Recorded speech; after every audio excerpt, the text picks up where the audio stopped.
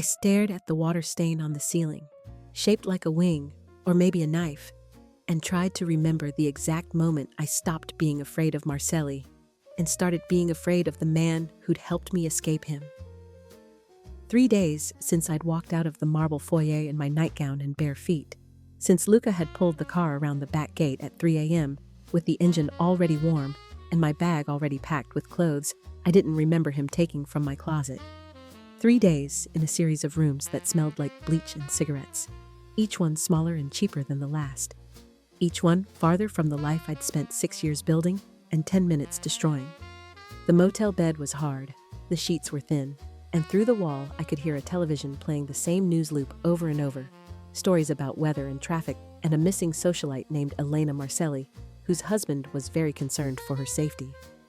They showed the photo from last year's charity gala, the one where I wore emerald silk and diamonds that felt like a collar, where Marcelli's hand rested on my lower back like a brand. I looked happy in that photo. I'd gotten very good at looking happy.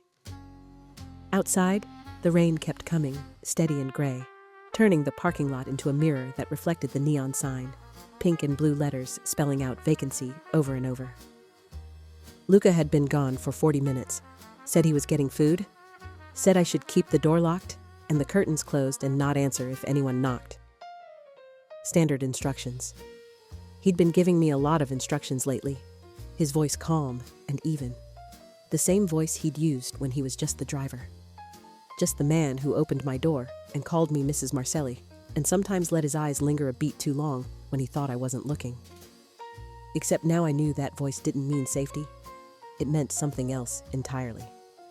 My phone, the burner Luca had given me, not my real phone which was in pieces at the bottom of a dumpster somewhere in New Jersey, buzzed once on the nightstand. I picked it up, expecting nothing, expecting Luca saying he'd be another 10 minutes, expecting silence. Instead, there was a photo, just one, no message. Sophia, my daughter, 6 years old with dark curls and Marcelli's eyes, sitting at the breakfast table in the house I'd left her in, wearing her school uniform, holding her favorite stuffed rabbit. The photo was taken this morning. I could tell by the light coming through the window behind her, the same light that used to wake me up when I still slept in that house, when I was still pretending. Someone wanted me to know they could get close to her. Someone wanted me to know I'd made a mistake. The door opened, and Luca walked in carrying plastic bags from a bodega down the street, his jacket dark with rain, his hair pushed back from his face. He looked at me and stopped, the door still open behind him, cold air, and the sound of traffic rushing in. He said my name, not Mrs. Marcelli, just Elena, the way he'd started saying it 2 weeks ago when everything changed, when his hand first touched mine in the car and didn't pull away. I held up the phone. He closed the door very carefully, set the bags on the table, crossed the room in 3 steps. He took the phone, looked at the photo, and his expression didn't change at all. That should have told me something right there, he said. When did this come in? Not a question. I said, 2 minutes ago. That's her at breakfast. That's today. My voice was shaking. I tried to stop it and couldn't. Someone was in the house. Someone was close enough to take that photo. Luca handed the phone back, walked to the window, pulled the curtain aside just enough to scan the parking lot. His other hand went to his jacket, rested there. I'd seen the gun earlier, black and heavy when he thought I was asleep, checked it, and put it back like it was the most natural thing in the world. He said, "It's not someone from inside. Marcelli wouldn't need to prove he has access to his own house. This is external." I stood up, my legs unsteady, 3 days of fear and bad sleep and gas station coffee turning my body into something unfamiliar. External? You mean someone else is looking for us? They've been looking since we left. He let the curtain fall back, turned to face me. I told you this was going to get complicated before it got simple. You told me we'd be safe. You told me Marcelli's reach wasn't as long as people thought, that we'd disappear and he'd move on because men like him don't chase lost things. They replace them. The words came out hot and fast. Everything I'd been holding in since the second night when I woke up and found him gone for 3 hours with no explanation. You told me a lot of things, Luca. and they were all true. His voice stayed level. He moved toward me, not threatening, just closing the distance. Marcelli will move on, but moving on doesn't mean he's not going to send people to make a point first. It doesn't mean other people won't see this as an opportunity. What other people? He was close enough now that I could smell the rain on his jacket, see the tiredness around his eyes that matched mine. He said, "The people I used to work for before I worked for Marcelli. The people who know what I know and would very much like me dead or silent, preferably both." And there it was, the thing I'd been pretending not to see, the truth underneath the careful way he'd been moving us from place to place, always checking the exits, always watching the street. I said, "You told me you were just a driver." I was, for him. Before that I was other things. What things? Things that make driving look very safe and very boring. He reached out like he was going to touch my face, then stopped, let his hand fall. "I'm sorry about the photo. I'm sorry about Sophia. But she's safer where she is right now than she would be with us. Marcelli's not going to hurt his own daughter. He's possessive, not stupid." I wanted to hit him. I wanted to scream. I wanted to be back in my daughter's room reading her bedtime stories, even if it meant sleeping in a house that felt like a mausoleum. Even if it meant Marcelli's hand on my back, his voice in my ear, his constant presence reminding me I was owned. Instead, I said, "I need to call her. No, I need to hear her voice. I need to know she's okay." Calling her means giving them a trace.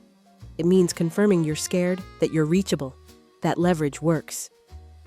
Luca picked up one of the bags, pulled out a container of soup, a sandwich wrapped in paper. "Eat something. We're leaving in an hour." "Leaving where?" "Somewhere Marcelli's people won't look. Somewhere my people won't look." He opened the soup, steam rising. "Somewhere we can think." I took the soup because my hands needed something to hold, something to keep them from shaking. It was still hot, burned my tongue when I sipped it, but the heat felt real, felt like something to focus on besides the photo of Sophia, besides the knowledge that I'd traded one cage for another, and this one didn't even have good locks. Luca ate standing up, his eyes on the window, and I wondered when he'd last slept, if he slept at all, if that was another thing he'd lied about. I said, "The night we left. You were ready? You had everything packed, the car running, the route planned? How long had you been preparing?" "Does it matter?" "It matters if you've been planning this since before I agreed to it. It matters if I was just part of your exit strategy." He looked at me then, really looked, and something in his face shifted. He said, "You think I seduced you to use you? Didn't you?" "No. I seduced you because you were the only real thing in that house, the only person who looked at me like I was human and not furniture. And because every time Marcelli touched you, I wanted to break his hands." His voice stayed quiet, but something underneath it was sharp, dangerous. "Using you as an accident. Falling for you as the problem?" The soup burned down my throat. I set it aside. Outside, a car pulled into the lot, headlights sweeping across the curtain, and Luca's hand went back to his jacket, stayed there until the engine cut and a door slammed and footsteps went toward a different room. He said, "We need to move." I changed in the bathroom, pulled on jeans and a sweater that had been mine in another life, tied my hair back. In the mirror, I looked like a stranger. No makeup, no jewelry, nothing but exhaustion and fear. I'd left Elena Marcelli behind in that house. I didn't know yet who I was becoming. Luca was packing when I came out, moving fast and efficient, wiping down surfaces. He handed me a jacket, said, "Put this on. Keep your head down when we walk to the car." "Where are we going?" "North. I have a place. It's off-grid, used to belong to someone who owed me a favor. We can stay there a few days, figure out next steps." "And Sophia?" "Marcelli's mother is with her. She's safe." He slung a bag over his shoulder, checked the parking lot one more time. "I know this isn't what you wanted. I know you thought running meant freedom. But freedom is something you earn, Elena. Right now, we're just surviving." He opened the door, and the rain was louder, harder, hitting the pavement like bullets. We ran for the car. an old sedan he'd switched out yesterday for the one we'd started with. Got in and pulled onto the highway before I'd even fastened my seatbelt. The city lights faded behind us, replaced by darkness and the endless rhythm of windshield wipers. I watched the road unroll, tried not to think about Sophia waking up and asking where I was, tried not to think about Marcelli sitting in his study with his phone in his hand, making calls, giving orders, hunting. Luca drove fast, but not reckless, hands steady on the wheel. After an hour, he said, "I need you to understand something. The men looking for us, they're not going to stop because we're polite. They're not going to negotiate. If they find us, we don't get to explain ourselves." "I understand. Do you?" He glanced at me. "Because 3 days ago, you were a mafia wife who went to charity lunches and wore expensive dresses. Now you're on the run with someone who knows how to make people disappear. Those are very different lives, Elena. One doesn't prepare you for the other." I said, "I watched Marcelli hurt people for 6 years. I watched him smile while he did it. I watched him break a man's fingers at a dinner party and then order dessert. You think I don't know what you're capable of just because I never saw you do it? Knowing and living with it are different things. Then I guess I'll learn." The highway stretched empty ahead of us. 2 hours later, we exited onto back roads, small towns with names I didn't recognize, gas stations closed for the night, houses dark behind trees. Luca turned down a gravel drive, stopped in front of a cabin that looked abandoned, all dark wood and overgrown grass. He killed the engine. The silence was immediate and total. He said, "Stay in the car until I check inside." I watched him walk to the door, unlock it, disappear.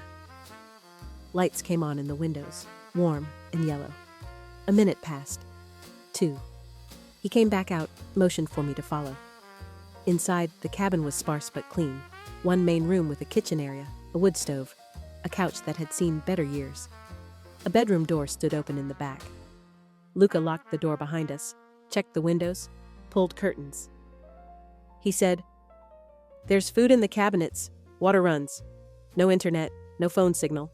If you need to reach me, you don't. How long are we staying?" "Long as it takes." He dropped the bags on the floor, ran a hand through his hair. "There's someone I need to contact, someone who can help us leverage what we need from Marcelli. But it takes time to set up, and it's dangerous." "Everything is dangerous. This is different. This is using information that could get a lot of people killed, including us." I sat on the couch, felt the exhaustion hit all at once. "What information?" Luca looked at me for a long moment, weighing something. Then he said, "I drove for Marcelli for 3 years. You think in 3 years I didn't see things, hear things, learn where bodies are buried and who buried them? I kept records. Insurance, I called it. Photos, recordings, documents. Enough to bury him and half his operation." "You were planning to blackmail him?" "I was planning to survive. Turns out they're the same thing." He sat down across from me, elbows on his knees. "If we use what I have, we can force Marcelli to let you go. Clean break, no hunting, no revenge. But it means burning bridges, Elena. It means making sure he knows that if he comes after us, everything goes public. And it means trusting that he values his empire more than his obsession with you."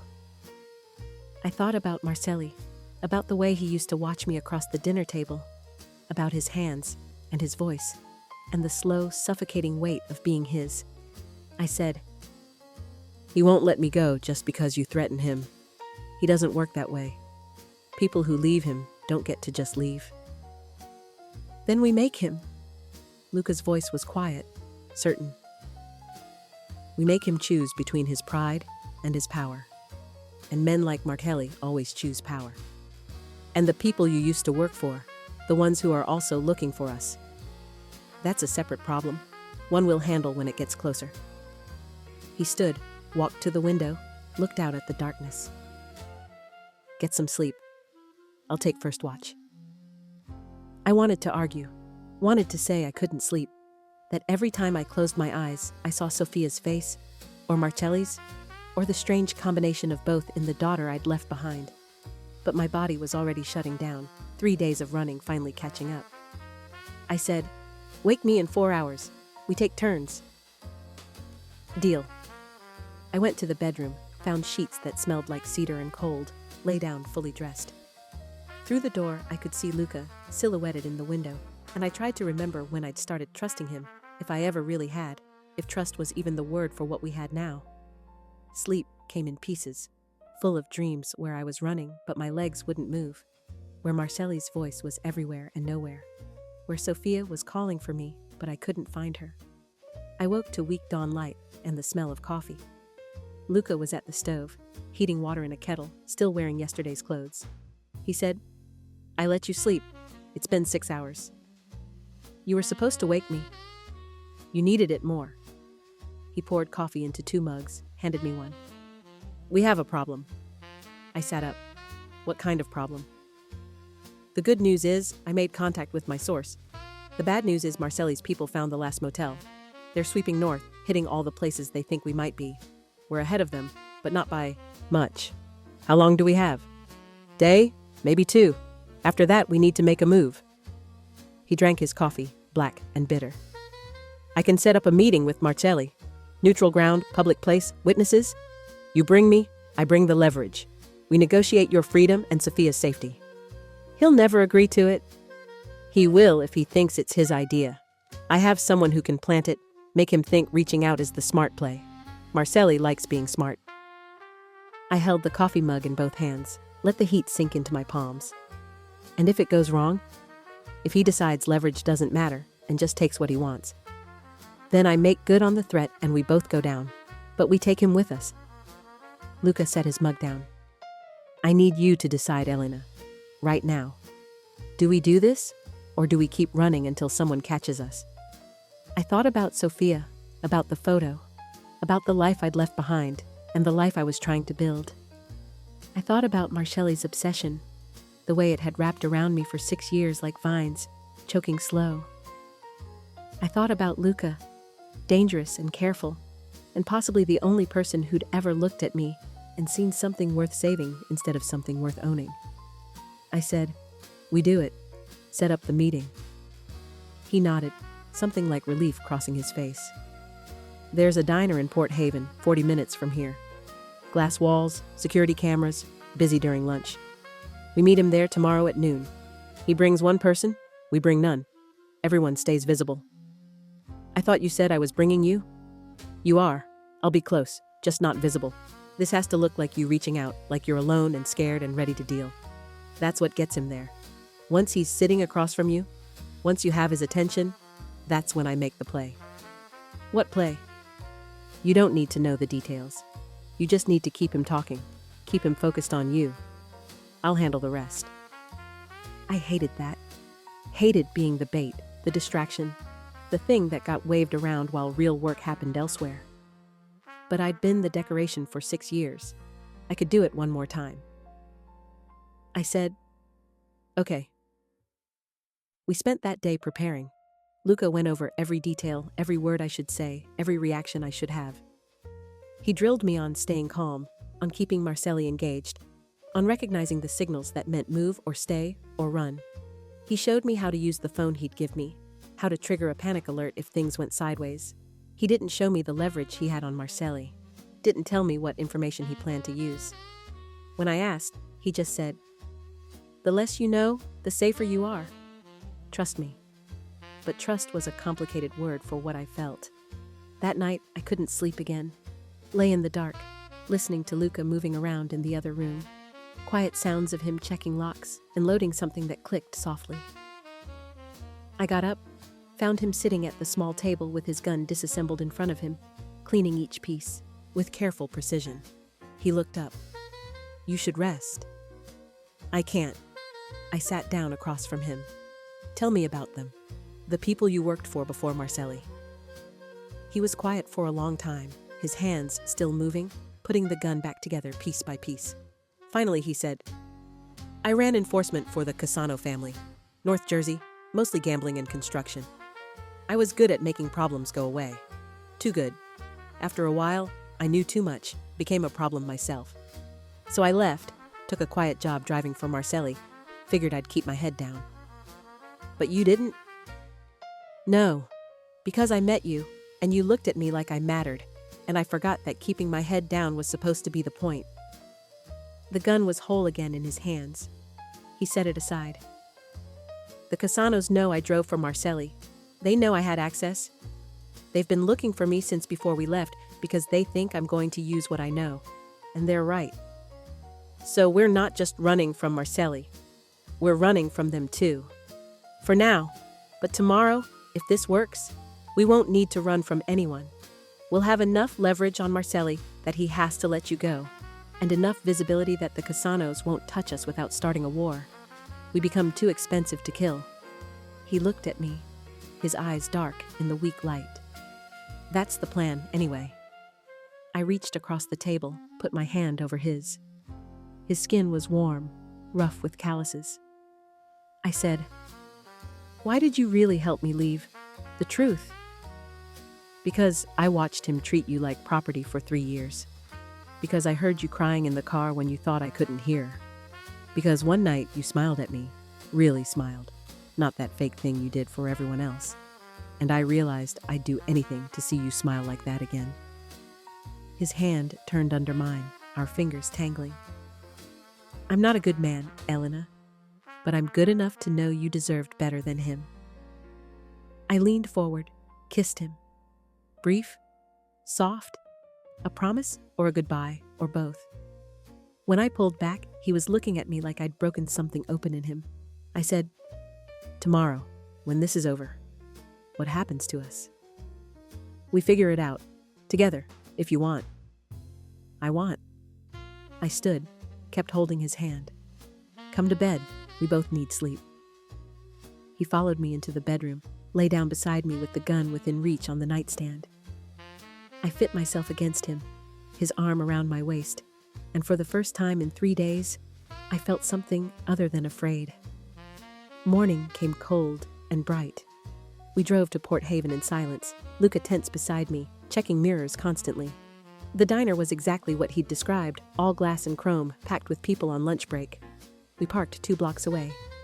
Luca handed me a phone, small and black. He said, "He'll be here at noon. Order coffee, sit facing the door. When he arrives, hit the green button on this phone. That tells me he's inside. Keep him talking for 10 minutes minimum. I'll send you a signal when it's done." "What signal?" "You'll know." He touched my face, brief and gentle. "You can do this. You're stronger than he ever gave you credit for." I got out of the car, walked toward the diner, every step feeling like walking into deep water. At 11:55, I took a booth by the window, ordered coffee. I didn't drink. At noon exactly, a black car pulled up outside. Marcelli got out, alone like Luca had said he would be, wearing a suit that probably cost more than this entire diner. He saw me through the window, and his face did something complicated. Relief, and anger, and hunger, all mixed together. He came inside, slid into the booth across from me. Up close, he looked older than I remembered, tired around the eyes, but his voice was the same, smooth and controlled. He said, "Elena, my wife, I've been so worried." I hit the green button under the table. I said, "I'm sorry, I needed time to think." "Time to think? Is that what you call running away with my driver in the middle of the night?" His hand reached across the table, covered mine. His grip was firm, just shy of painful. "Where is he? Where's Luca?" "I don't know. He left me yesterday, said it was too dangerous. I've been alone since then." The lie came smooth, easy. "I wanted to come home, but I was scared you wouldn't forgive me." "Scared?" Marcelli smiled, cold and patient. "Of course I'll forgive you. You're my wife. You're confused, upset. He clearly manipulated you. We'll get you home, get you settled, and we'll never speak of this again. And Sophia, our daughter is fine. Missing her mother, of course, but fine. She'll be thrilled to see you." His thumb rubbed against my knuckles. "We can leave now. My car is outside." "I can't."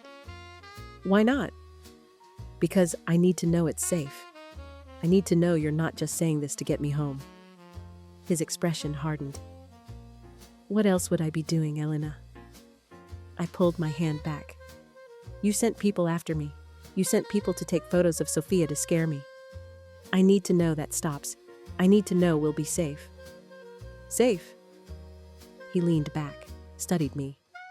You're not making demands, are you? Because that would be very stupid. You don't have leverage here. You're the one who left. You're the one who needs to come back and repair what you broke. Under the table, the phone buzzed once. Luca's signal. Whatever he needed to do, it was done. I said, I have something you want, and you're going to trade for it. Marcelli's face went very still. What could you possibly have that I want? Luca kept records, photos, recordings, documents, everything you've done for the last 3 years, names, dates, money trails, enough to destroy you. I kept my voice steady. If you come after me, if you touch Sophia, if you hurt Luca, it all goes public. Federal prosecutors, FBI, the press, everyone. He stared at me, and I watched calculations run behind his eyes, watched him weigh obsession against empire. Finally, he said very quietly, You're bluffing. Try me. The phone buzzed. Again. 2 short pulses. Marcelli's phone rang. He looked at it, frowned, answered. What? His face changed as he listened, color draining, then flooding back. How did you? He looked at me, and something in his eyes was new. Fear. I'll call you back. He hung up. He said, That was my lawyer. Someone just sent him files. Copies of files. With a note saying the rest go public if anything happens to you or Luca. I told you. You did. He was quiet, breathing through his nose. So, this is how it ends. You blackmail your way out, and I just accept it. You accept it, or you lose everything. Those are the options. And what do you want? Money? Protection? What? I want a divorce. I want shared custody of Sophia with no interference. I want you to call off anyone looking for us. And I want you to forget you ever owned me. The word hung between us. Owned. His jaw worked. Finally, he said, You'll regret this. Not now, maybe not soon. But one day you'll realize you threw away everything for a man who kills people for a living, and you'll understand what you lost. Maybe, but it'll be my regret, mine to make. I stood up. Do we have a deal? He didn't answer right away. Then, very slowly, he nodded. Deal. But Elena, if those files ever surface, if Luca ever uses them, I'll burn everything he loves. That includes you. I'll take my chances. I walked out of the diner into the bright, cold day, and Luca was there, leaning against the car 2 blocks away, exactly where he said he'd be. I crossed the distance between us, and he pulled me in, held me hard. He said, It worked. He took the deal. He took it. I was shaking, adrenaline flooding out, leaving me hollow. We're done. We're free. Not yet. We need to move, get distance. Marcelli might accept the deal, but that doesn't mean he'll honor it forever. We have a window. Let's use it. We got in the car, drove north again. This time not running, but choosing. 2 states over, Luca had another contact. Someone who could set us up with new documents, a new start. We'd have to be careful, stay smart, keep the leverage alive and visible. But we'd be together. And Sophia, we'd work it out, find a way to see her that kept her safe and close. The highway unwound ahead of us, and I watched it go, thinking about the life I'd left, the life I was building, the strange twist of fate that turned a driver into a savior and a wife into something freer and fiercer than she'd ever been allowed to be. Luca reached over, took my hand. I held on. Behind us, the city disappeared. Ahead, the road went on forever, and for the first time in 6 years, I had no idea where I was going. It felt like flying. Thank you so much for listening to this story. If you enjoyed Elena's journey from captivity to freedom, please hit that like button and let me know in the comments what you thought. Did you see Luca's past coming, or were you surprised by how deep his connections ran? I love hearing your theories and reactions. If you're new here, consider subscribing because I post stories like this every week, deep dives into high-stakes relationships where love and danger mix in unexpected ways. Drop a comment with what kind of story you'd like to hear next. Maybe something with more mystery, or a different kind of dangerous protector? Your suggestions help shape what I create. Thanks again for being here, and I'll see you in the next one.